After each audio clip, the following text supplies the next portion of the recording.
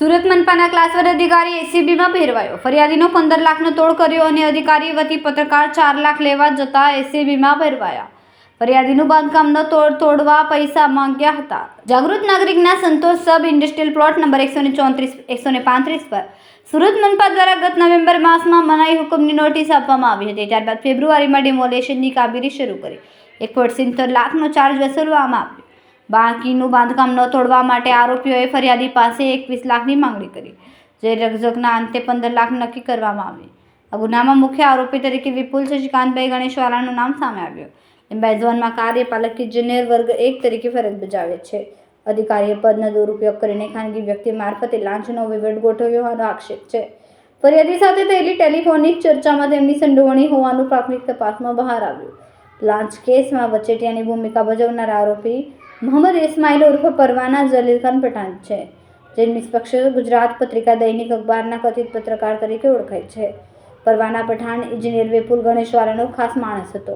તે અવારનવાર ફરિયાદીને મળીને લાંચની રકમ માટે દબાણ કરતો.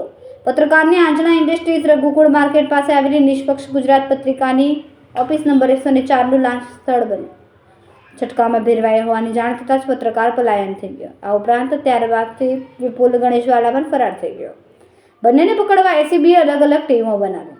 એસીબીને એક ફરિયાદ મળેલી જાગૃત નાગરિક તરફથી કે કાર્યપાલક ઇજનેર વર્ગ 1 લિંબાયત ઝોન વિપુલ શશિકાંત ગણેશવાલા અને એક પ્રજાજન મોહમ્મદ ઇસ્માઇલ ઉર્ફ પરવાના, જે નિષ્પક્ષ ગુજરાત પત્રિકા નામનું એક દૈનિક અખબાર ચલાવે છે.